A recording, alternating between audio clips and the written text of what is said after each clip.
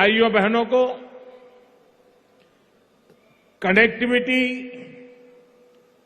शिक्षा, कौशल, रोजगार की दर्जनों परियोजनाओं के लिए बहुत बहुत बधाई है।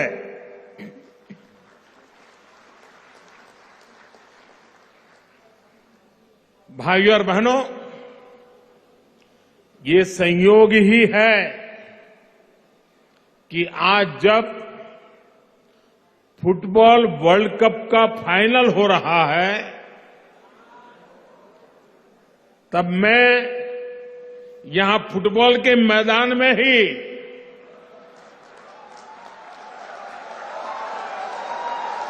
फुटबॉल प्रेमियों के बीच में हूं।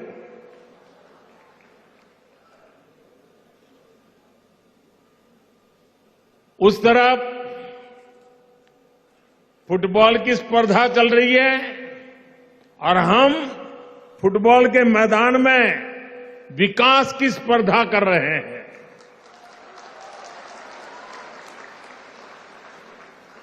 मुझे एहसास है कि मैच कतर में हो रहा है, लेकिन उत्साह और उमंग यहां भी कम नहीं है।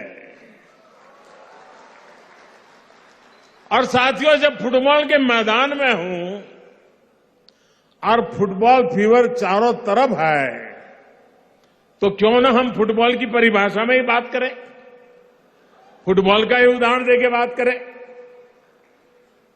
हम सबको मालूम है कि फुटबॉल में अगर कोई खेल भावना के विरुद्ध, स्पोर्ट्समैन स्पिरिट के खिलाफ अगर कोई भी व्यवहार करता है तो उसे रेड कार्ड दिखाकर बाहर कर दिया जाता है। इसी तरह पिछले 8 वर्षों में हमने नॉर्थ ईस्ट के विकास से जुड़ी अनेक रुकावटों को रेड कार्ड दिखा दिया है।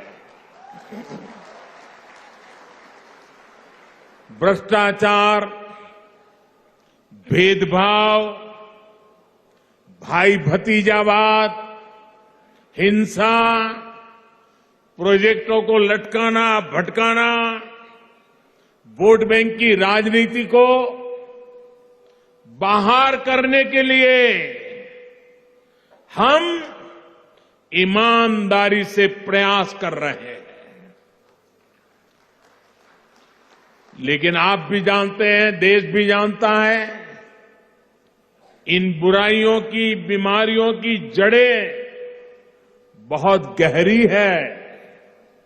इसलिए हम सबको मिलकर के उसे हटा करके ही रहना है। हमें विकास के कार्यों को ज्यादा रफ्तार देने और ज्यादा प्रभावशाली बनाने में प्रयासों का अच्छा परिणाम भी नजर आ रहा है। यही नहीं, स्पोर्ट्स को लेकर भी केंद्र सरकार आज एक नई अप्रोच के साथ आगे बढ़ रही है। इसका लाभ नॉर्थ ईस्ट को हुआ है, नॉर्थ ईस्ट के मेरे नौजवानों को, हमारी बेटे बेटियों को हुआ है। देश की पहली स्पोर्ट्स यूनिवर्सिटी नॉर्थ ईस्ट में है। आज नॉर्थ ईस्ट में मल्टीपर्पज हॉल, फुटबॉल मैदान, एथलेटिक्स ट्रैक, ऐसे 90 प्रोजेक्ट्स पर काम चल रहा है। आज शिलांग से मैं ये कह सकता हूं कि आज भले ही हमारी नजर कतर में चल रहे खेल पर है, मैदान में विदेशी टीम है उन पर है, लेकिन मुझे मेरे देश की युवा शक्ति पर भरोसा है। इसलिए विश्वास से कह सकता हूं कि वो दिन दूर नहीं जब हम भारत में ऐसा ही उत्सव मनाएंगे और तिरंगे के लिए चीयर करेंगे। भाई और बहनों, विकास सिर्फ बजट, टेंडर, शिलान्यास, उद्घाटन इन्हीं रिचुअल तक सीमित नहीं है। ये तो साल 2014 से पहले भी होता रहता था। फीते काटने वाले पहुंच जाते थे, नेताएं माला भी पहन लेते थे, जिंदाबाद के नारे भी लग जाते थे। तो फिर आज क्या बदला है? आज जो बदलाव आया है वो हमारे इरादे में आया है, हमारे संकल्पों में आया है, हमारी प्राथमिकताओं में आया है, हमारी कार्य संस्कृति में आया है। बदलाव प्रक्रिया और परिणाम में भी आया है। संकल्प आधुनिक इंफ्रास्ट्रक्चर, आधुनिक कनेक्टिविटी से विकसित भारत के निर्माण का है। इरादा भारत के हर क्षेत्र, हर वर्ग को तेज विकास के मिशन से जोड़ने का है। सबका प्रयास से भारत के विकास का है। प्राथमिकता अभाव को दूर करने की है, दूरियों को कम करने की है, कैपेसिटी बिल्डिंग की है, युवाओं को अधिक अवसर देने की है। कार्य संस्कृति में बदलाव यानी हर प्रोजेक्ट, हर प्रोग्राम समय सीमा के भीतर पूरा किया जाए। साथियों, जब हमने केंद्र सरकार की प्राथमिकताएं बदली, प्रायोरिटी बदली, तो पूरे देश में इसका पॉजिटिव असर भी दिख रहा है।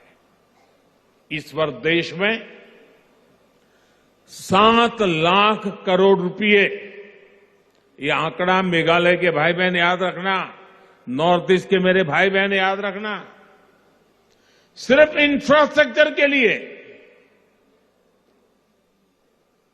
केंद्र सरकार 7 लाख करोड़ रुपया खर्च कर रही है। जबकि 8 वर्ष पहले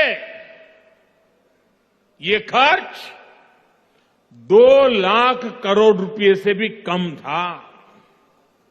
यानी आजादी के 7 दशक बाद भी सिर्फ 2 लाख करोड़ रुपए तक पहुंचे और 8 वर्षों में लगभग 4 गुना क्षमता हमने बढ़ाई है। आज इंफ्रास्ट्रक्चर को लेकर अनेक राज्य भी, राज्यों के बीच में कंपटीशन हो रही है, स्पर्धा हो रही है, विकास की स्पर्धा हो रही है। देश में ये जो बदलाव आया है उसका सबसे बड़ा लाभार्थी भी आज ये मेरा नॉर्थ ईस्ट ही है।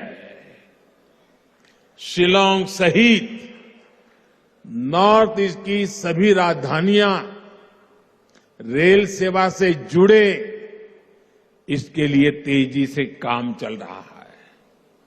साल 2014 से पहले जहां हर हफ्ते 900 उड़ानें ही संभव हो पाती थी, आज इनकी संख्या करीब 1900 तक पहुंच गई है। कभी 900 हुआ करती थी, अभी 1900 हुआ कर रही है। आज मेघालय में उड़ान योजना के तहत 16 रूट्स पर हवाई सेवा चल रही है। इससे मेघालय वासियों को सस्ती हवाई सेवा का लाभ मिल रहा है। बेहतर एयर कनेक्टिविटी से मेघालय और नॉर्थ ईस्ट के किसानों को भी लाभ हो रहा है। केंद्र सरकार की कृषि उड़ान योजना से यहां के फल सब्जी देश और विदेश के मार्केट तक आसानी से पहुंच पा रहे हैं। साथियों, आज जिन प्रोजेक्ट्स का लोकार्पण और शिलान्यास हुआ है, उससे मेघालय की कनेक्टिविटी और सशक्त होने वाली है। पिछले 8 वर्षों में मेघालय में नेशनल हाईवे के निर्माण पर 5,000 करोड़ रुपए खर्च किए गए हैं। पिछले 8 वर्षों में जितनी ग्रामीण सड़कें मेघालय में प्रधानमंत्री सड़क योजना के तहत बनी है, वह उससे पहले 20 वर्षों में बनी सड़कों से 7 गुना ज्यादा है। भाइयों और बहनों, नॉर्थ ईस्ट की युवा शक्ति के लिए डिजिटल कनेक्टिविटी से नए अवसर बनाए जा रहे हैं। डिजिटल कनेक्टिविटी से सिर्फ बातचीत कम्युनिकेशन नहीं, उतना ही लाभ मिलता है ऐसा नहीं है, बल्कि इससे टूरिज्म से लेकर टेक्नोलॉजी तक, शिक्षा से लेकर स्वास्थ्य तक हर क्षेत्र में सुविधाएं बढ़ती हैं, अवसर बढ़ते हैं।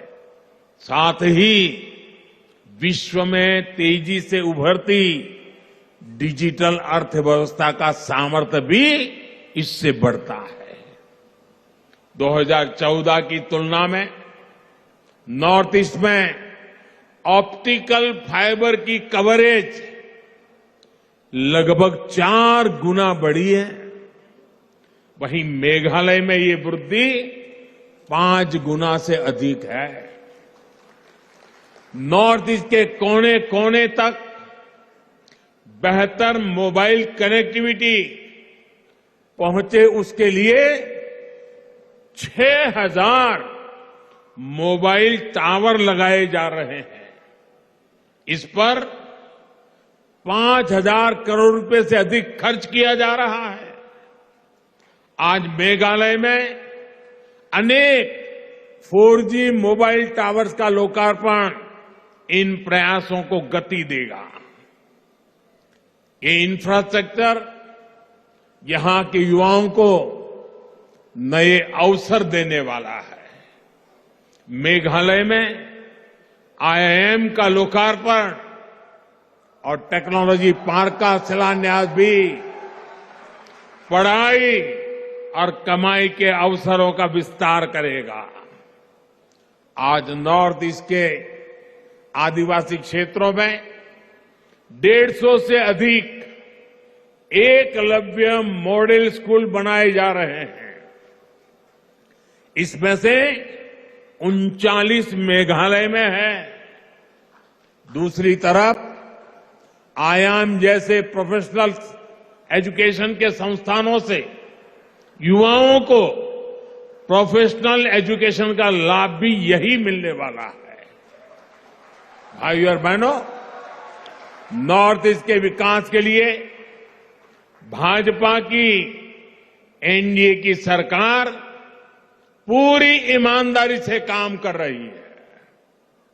इस वर्ष ही 3 नई योजनाएं शुरू की गई है, जो या तो सीधे नॉर्थ ईस्ट के लिए है या फिर उनसे नॉर्थ ईस्ट का सबसे अधिक लाभ होने वाला है।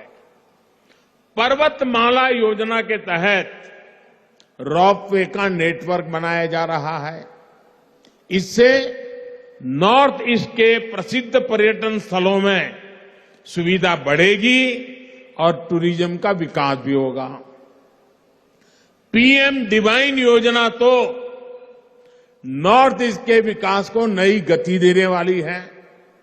इस योजना से नॉर्थ ईस्ट के लिए बड़े डेवलपमेंट प्रोजेक्ट्स अधिक आसानी से स्वीकृत हो पाएंगे।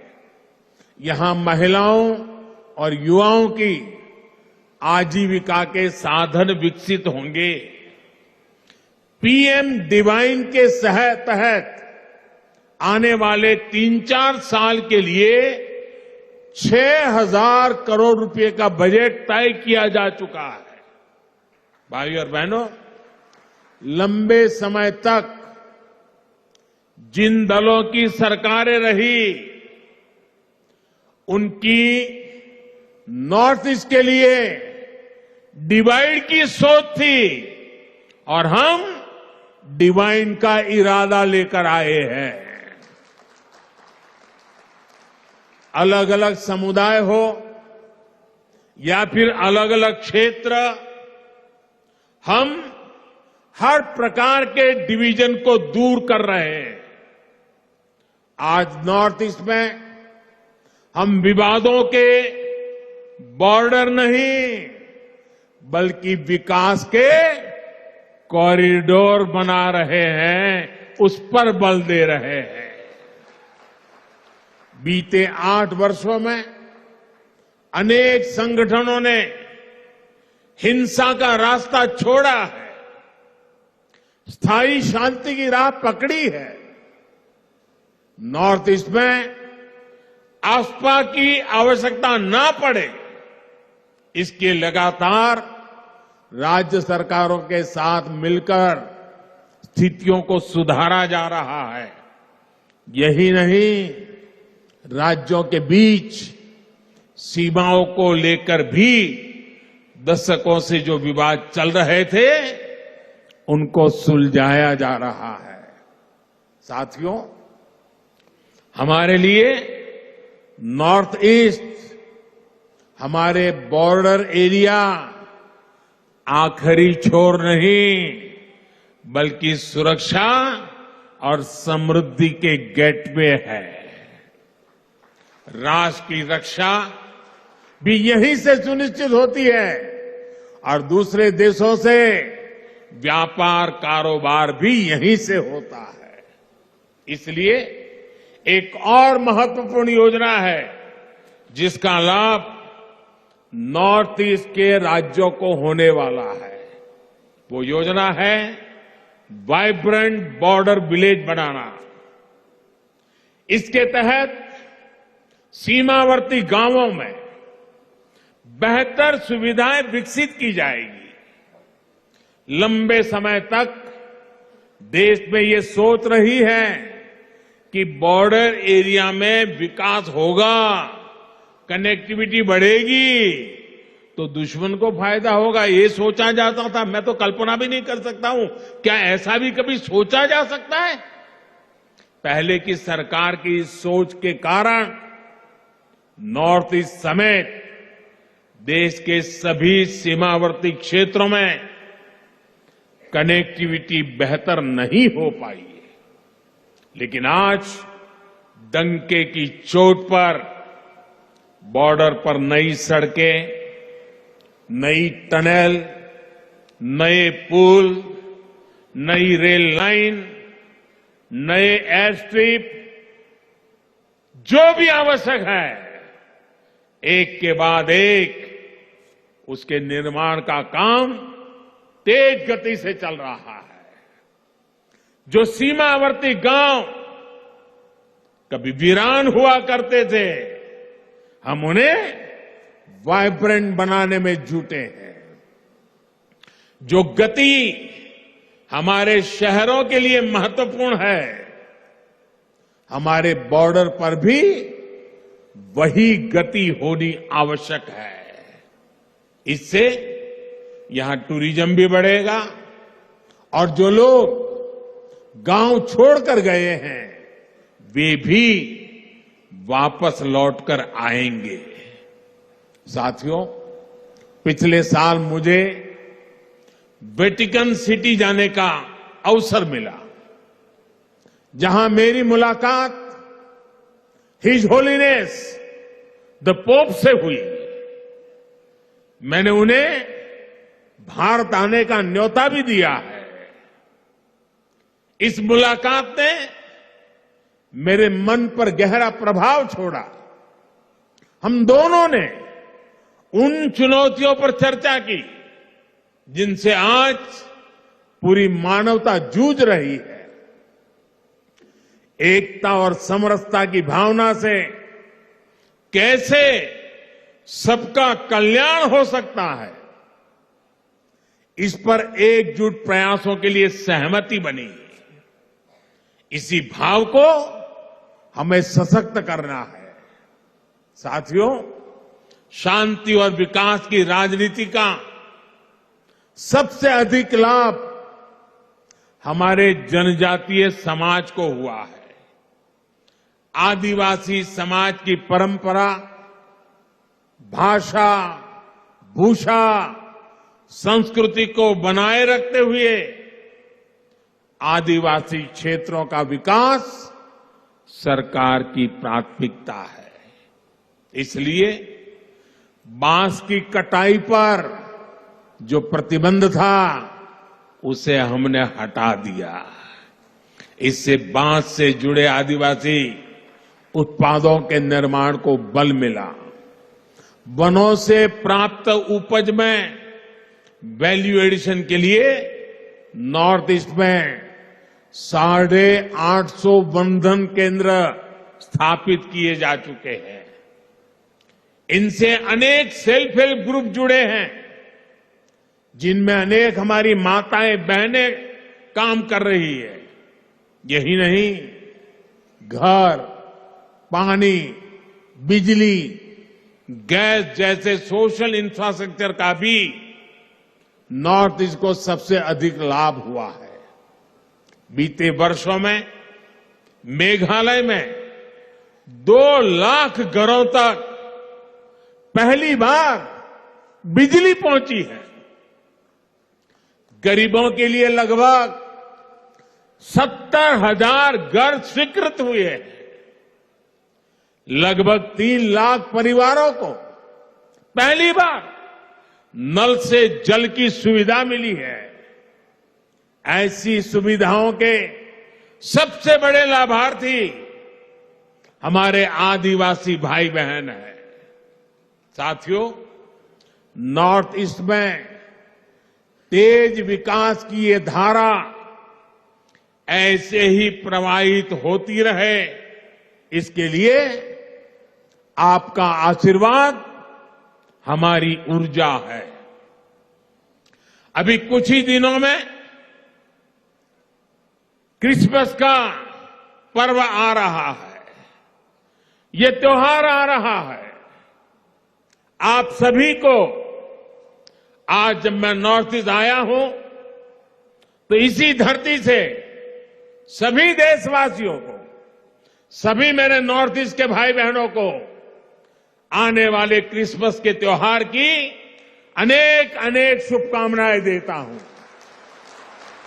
एक बार फिर आप सभी को बहुत बहुत बधाई। खुबले शिबोन,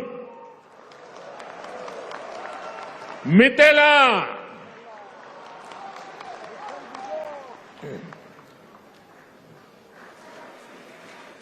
शिलांग से प्रधानमंत्री नरेंद्र मोदी को आप सुन रहे थे। नॉर्थ ईस्ट का हमने विकास किया है, वाइब्रेंट विलेज हम बनाएंगे आने वाले वक्त में। पूर्वोत्तर के विकास पर 7 लाख करोड़ खर्च किए गए हैं। विवादों का बॉर्डर नहीं, विकास का कॉरिडोर बनाने के लिए हम आए हैं। डंके की चोट पर बॉर्डर पर निर्माण किया जा रहा है। हमारे लिए बॉर्डर समृद्धि के क्षेत्र हैं। पूर्वोत्तर में विकास के जो परिणाम है वो दिखने लगे हैं। हमारे देश की युवा शक्ति पर सभी को भरोसा है। पूर्वोत्तर की कई रुकावटों को हमने दूर किया है। एक छोटा सा ब्रेक।